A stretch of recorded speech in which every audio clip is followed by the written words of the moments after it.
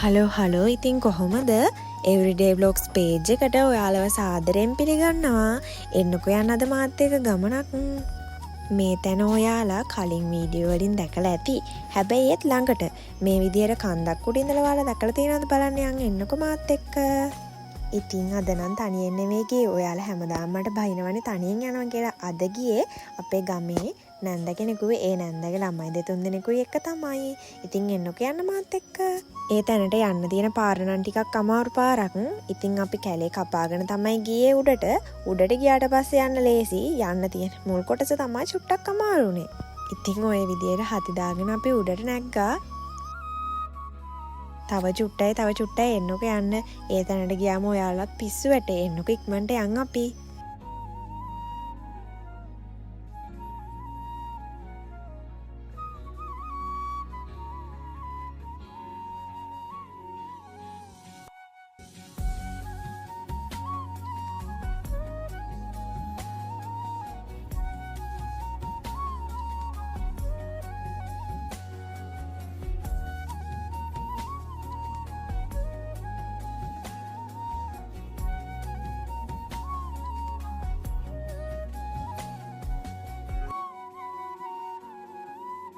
ඉතින් ඒ යන පාරේ කටුපිල ගහක් තිබ්බා. කටුපිල ගස් වැදගත් වෙන්නේ පිළිකා රෝගයේ පෙළෙන කට්ටියට තමයි.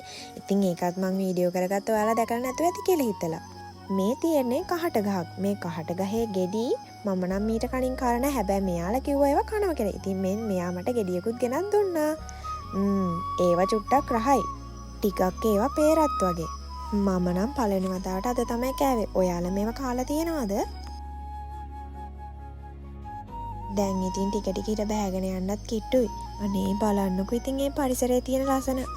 දුරින් අර මං කියපු තැන පේනවා. ඔයාලට අඳුරගන්න පුළුවන් ද ඒ තැන? ඒ තැන අඳුරගන්න පුළුවන් වුණ කට්ටිය කමෙන්ට් එකක් දාගෙන යන්න. ළඟටත් ලස්සන දුරටත් ලස්සන තැන්.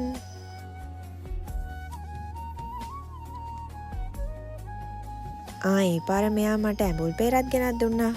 ඒවත් රසයි. ඉතින් මං ඒවත් කෑවා. සවිස නැති දේශීය දේවල්. ඉතින් ඔහොම ටික තවත් මං කන්ද උඩටම නැග්ගා.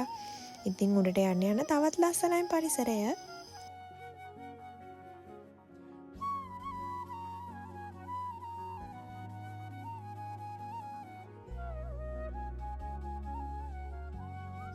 ඒ පාර මෙයත් peerගෙනත් දුන්නා. ඉතින් මං ඒවත් කෑවානේ. අනේ බලන්නකෝ මේ පරිසරයේ තියෙන ලස්සන.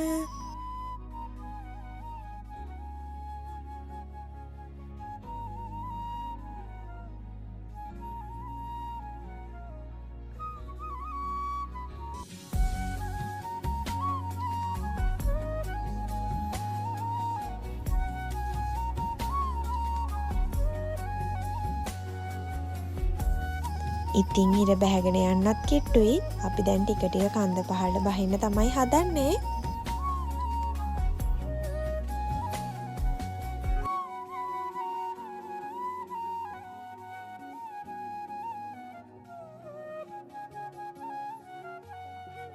මේ වගේ තවත් ලස්සන තැනක් අරගෙන ඉක්මනට එන්නම්.